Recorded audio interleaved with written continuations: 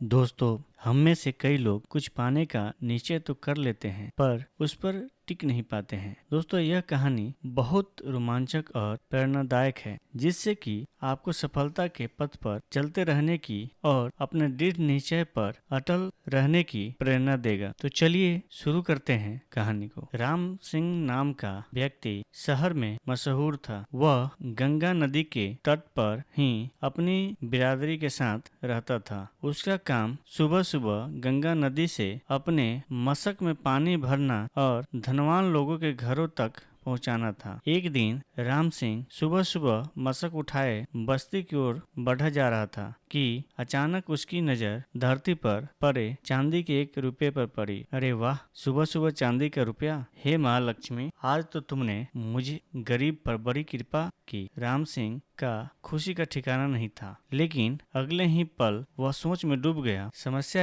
यह थी कि अब उस रुपये को रखे कहाँ। उसकी झोपड़ी तो सुरक्षित नहीं थी, क्योंकि उसमें दरवाजा नहीं था, बस एक पर्दा सा द्वार पर लटका रहता था। हे प्रभु, इस रुपये को कहाँ रखूं जो यह सुरक्षित रह सके। इस रुपये को तो मैं किसी खास मौके पर ही खर्च करना चाहता हूँ, मगर तब तक इसकी सार संभाल कैसे करूँ। राम सिंह चिंता में डूब गया। अभी राम सिंह की शादी नहीं हुई थी। उसके मन में आया, क्यों न मैं ही यह रुपया कहीं छिपा कर रख दूं और अपनी शादी पर इसे खर्च करूं। शादी के बाद इससे अपनी पत्नी को श्रृंगार का सामान लाकर दूंगा तो वह बहुत खुश होगी। यह निर्णय राम सिंह ने कर लिया कि वह इस रुपये का क्या करेगा। लेकिन पहले वाली समस्या जस की तस थी कि इस रुपये को कहाँ रखा जाए। अचानक उसके मन में ख्याल आया कि क्यों ना मैं इस रुपये को पुराने महल के पिछवाड़े वाली दीवार में कहीं छुपा दूं। वहाँ कोई आता जाता भी नहीं है। यही सोचकर राम सिंह महल की ओर चल दिया। पुराना महल नगर से काफी दूर था और वहाँ अब आबादी भी नहीं थी। राम सिंह महल के पिछवाड़े पहुंचा। वहाँ एक जगह से दीवार थोड़ी टूटी हुई थी। राम सिंह ने 1-2 ईंटें हटाई और अपने सिर पर बंधे कपड़े में से थोड़ा सा कपड़ा फाड़कर रुपया उसमें लपेटकर एक सुराख में रख दिया। फिर जो ईंटें हटाई थी उन्हें वैसे ही लगा दिया ताकि कपड़े की पोटली किसी को दिखाई न दे। राम सिंह चांदी का 1 रुपया पाकर स्वयं को काफी अमीर समझ रहा था। अब राम सिंह को अपनी शादी का इंतजार था कि कब उसकी शादी हो और कब वह उस रुपये को निकालकर खर्च करे। अचानक राम सिंह की आंखों के सामने उसकी बिरादरी के सीताराम की बेटी लाली का चेहरा थिरकने लगा। वह लाली को मन ही मन चाहता था और उससे शादी भी करना चाहता था, मगर सीता काका से बात करने की उसकी हिम्मत नहीं होती थी। उसने सोचा कि क्यों ना लाला राम पंसारी की मार्फत बात आगे बढ़ाई जाए। यह ख्याल मन में आते ही वह उल्टे पैर लाला राम पंसारी की दुकान की ओर चल दिया। राम राम लाला जी। अरे राम सिंह भाई, आज सुबह सुबह यहाँ कैसे? काम धंधे पर नहीं गए क्या? क्या बताऊं लाला जी, घर के चौका बर्तन से फुर्सत मिले तो काम धंधे की बात सोचूं। अब तो मन में आता है कि तुम्हारा कहाँ मान ही लूं। मेरी कौन सी बात? अरे वही शादी की बात। तुमने कहा नहीं था कि अब तुम्हें शादी कर लेनी चाहिए। अच्छा अच्छा, शादी? अगर तू हाँ कहे तो सीताराम काका से आज ही बात करूं। कई बार कह चुके हैं कि लाला कोई अच्छा सा और मेहनती लड़का बताओ। अरे तो मैं कौन सा कम मेहनती हूँ लाला जी, आप बात पक्की करवा दो। मैं तो चट मंगनी और पट ब्याह कर लूं। और फिर लाला राम पंसारी ने सीताराम काका से बात करके उसकी बेटी लाली की शादी की बात राम सिंह से पक्की करवा दी। कुछ ही दिनों बाद शादी हो गई। लाली राम सिंह की झोपड़ी में आ गई। दोनों पति पत्नी खुशी खुशी अपने दिन गुजारने लगे। शादी के बाद राम सिंह लाली के प्यार में ऐसा खो गया कि उसे चांदी के उस रुपये का ध्यान ही नहीं रहा। वह तो बस काम पर जाता और जो 2-4 पैसे कमाकर लाता वह लाली के हाथ पर रख देता। आषाढ़ के महीने में गंगा तट पर हर साल मेला लगता था। एक दिन लाली ने उसके गले में बाहें डालकर प्यार से कहा, सुनो जी, क्या मुझे मेला घुमाने नहीं ले चलोगे? यह सुनकर राम सिंह घर से बाहर आ गया। वह चिंता में डूब गया कि आखिर लाली को मेला घुमाने के लिए पैसे कहाँ से आएंगे। एकाएक उसे उस रुपये की याद आई जिसे शादी से कुछ ही दिन पहले वह पुराने राजमहल की दीवारों में छिपा आया था। उस रुपये को पाकर ही तो उसके मन में शादी का विचार आया था, लेकिन शादी के बाद गृहस्थी के चक्कर में वह उस रुपये को भूल ही गया था। वह तेजी से अपनी झोपड़ी में गया और लाली को गोद में भरकर खुशी से नाचने लगा। अरे अरे, यह क्या करते हो? छोड़ो मुझे। अभी तो मेला जाने के नाम पर तुम्हारी नानी मर गई और अब ऐसे खुश हो रहे हो जैसे तुम्हारे हाथ कोई खजाना लग गया हो। खजाना ही हाथ लग गया समझ लो। कहते हुए उसने लाली को नीचे उतार दिया और रुपए वाली पूरी बात बता दी। अब मैं जल्दी से जाकर वह रुपया निकाल लाता हूँ। तुम तैयार हो जाओ, हम आज ही मेला देखने चलेंगे। जिस समय राम सिंह भागा जा रहा था उसी समय महाराज महल की छत पर खड़े अपने मंत्रियों से मंत्रणा कर रहे थे। अचानक उनकी नजर राम सिंह पर पड़ी। वह यह देखकर हैरान हुए कि पसीने से तर-बतर यह युवक भरी दोपहरी में कहाँ भागा जा रहा है, वह भी जंगल वाले रास्ते पर। राजा ने मंत्री से बोला कि इस युवक को तुरंत पकड़कर हमारे सामने पेश किया जाए कि जंगल की ओर भागे जाने का इसका अवश्य ही कोई खास मकसद है। हम जानना चाहते हैं कि यह बदहवास सा क्यों और कहाँ भागा जा रहा है। अपनी प्रजा के सुख दुख का ख्याल रखना हमारा कर्तव्य है। मंत्री ने तुरंत सिपाहियों को आदेश दिया। कुछ ही देर बाद सिपाहियों ने राम सिंह को पकड़कर महाराज के सामने उपस्थित कर दिया। डरा हुआ राम सिंह हाथ जोड़े राजा के सामने खड़ा था। राजा ने पूछा कि तुम कौन हो? इस प्रकार चिलचिलाती धूप में बेतहाशा कहाँ भागे जा रहे थे? राम सिंह ने बोला कि मेरा नाम राम सिंह है, मैं बड़े ही आवश्यक कार्य से जा रहा था। राजा ने पूछा, वह आवश्यक कार्य क्या है जिसके आगे तुम्हें धूप छांव भी की परवाह नहीं है? राम सिंह ने बोला, महाराज, दरअसल बात यह है कि पुराने महल के पिछवाड़े वाली दीवार में मैंने अपना धन छिपा रखा है। आज अपनी पत्नी को मेला घुमाने के लिए मैं अपना वही धन निकालने जा रहा हूँ। धन? राजा ने चौंकते हुए पूछा। तुम्हारे पास कितना धन है जो तुम इस कदर भागे जा रहे हो? क्या 10,000 मोहरे हैं? राम सिंह ने कहा, नहीं महाराज। फिर राजा ने पूछा, 1,000-2,000? फिर राम सिंह ने कहा, इतना भी नहीं महाराज। राम सिंह ने कहा, मेरा धन तो सिर्फ एक सिक्का है जो चांदी का है। महाराज ने चौंकते हुए कहा, केवल चांदी का एक सिक्का?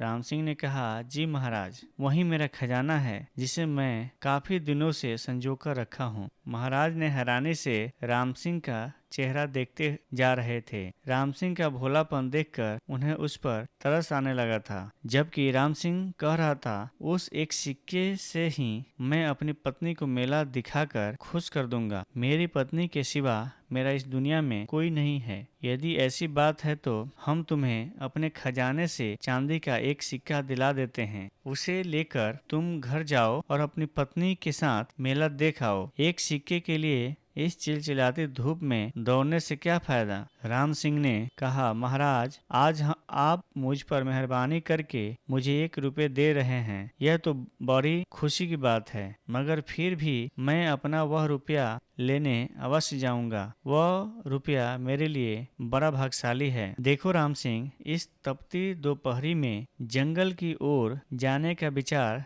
त्याग दो। तुम हमारी प्रजा हो और हम राजा। अपनी प्रजा के सुख दुख का ख्याल रखना हमारा कर्तव्य है। तुम्हें चांदी का एक सिक्का कम लगता है तो हम 2 सिक्के दिलवा देते हैं। आप हमारे अन्नदाता हैं महाराज। आप कृपा करके जो भी देंगे मैं सहर्ष स्वीकार करूंगा, किंतु मैं अपना वह रुपया लेने जंगल अवश्य जाऊंगा। यदि हम तुम्हें 100 मोहरे दे तो क्या तब भी जाओगे? राजा ने कहा। राम सिंह ने कहा, जी महाराज, तब भी। राजा ने कहा, अजीब बेवकूफ और जिद्दी युवक है। 100 मोहरे लेकर भी अपना एक सिक्का छोड़ने को तैयार नहीं है। आखिर ऐसी क्या विशेषता है उस सिक्के में? सोचते हुए महाराज ने पूछा, अरे युवक, तेरे उस सिक्के की क्या विशेषता है जो 100 मोहरों के बदले भी तू उसका मोह छोड़ने को तैयार नहीं है? महाराज, मैं बता सकता हूँ कि यहाँ मेरे लिए वह सिक्का बड़ा ही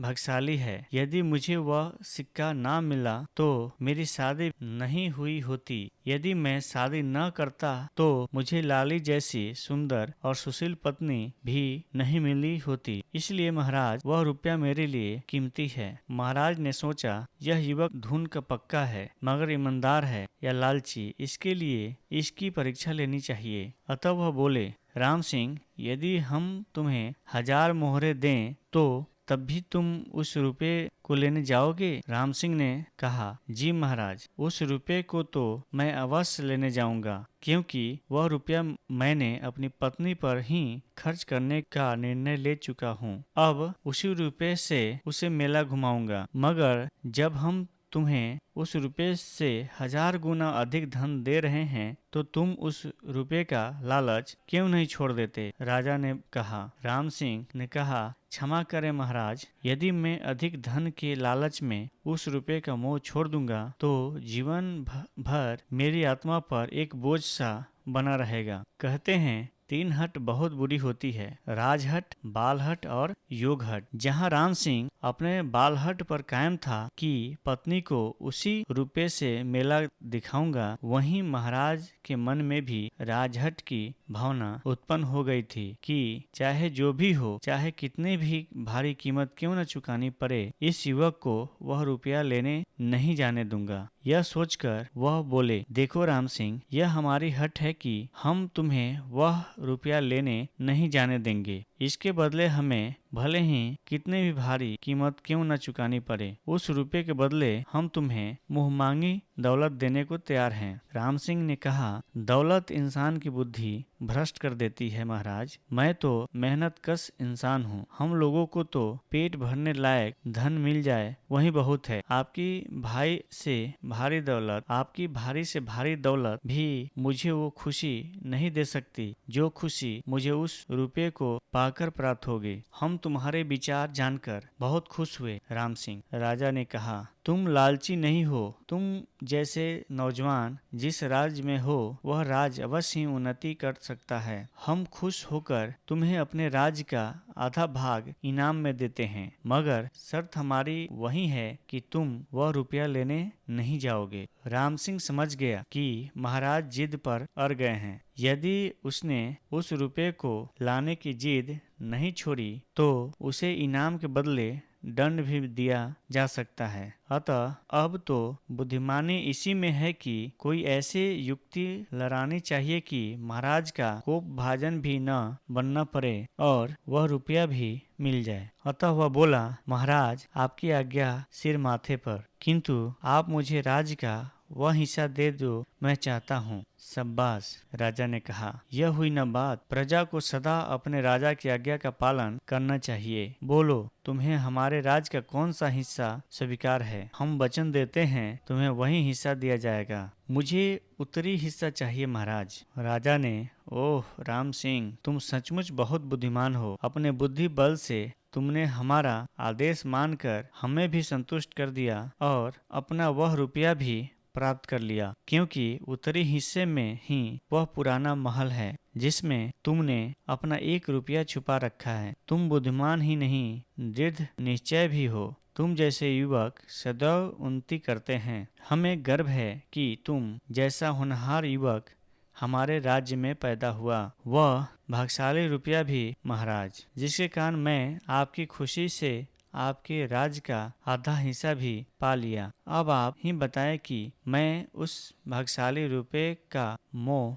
कैसे छोड़ दूं? राम सिंह के दृढ़ निश्चय और बुद्धिमत्ता के समक्ष नतमस्तक हो गए। उसी दिन राम सिंह को राज का आधा हिस्सा देकर वहां का राजा बना दिया गया। राजा बनते ही राम सिंह ने सबसे पहले पुराने महल की दीवार से अपना वह रुपया प्राप्त कर लिया। उसे चूमकर माथे से लगाकर बोला, तुम बहुत शुभ हो, तुम्हारे कारण ही मेरे नसीब जाग गए मित्र। यदि तुम मुझे न मिलते तो न सुंदर और सुशील पत्नी मिलती और न ही राज्य। इस कहानी से हमें सीख मिलती है, किसी ने सत्य ही कहा है, धुन के पक्के और दृढ़ निश्चय मनुष्य उम्मीद से अधिक पा लेते हैं, लेकिन प्राप्त किया जाने वाला लक्ष्य शुभ एवं निस्वार्थ हो। आपको कुछ ऐसे कार्य करने हैं, आपको यह करना है कि आपने आज जो निश्चय किया है करने का, उसे एक कॉपी में लिखें। रोज आपने कितना काम किया उस कॉपी में नोट करते रहें जब तक कि काम पूरा ना हो जाए। मेरी कहानी आपको कैसी लगी? अगर अच्छी लगी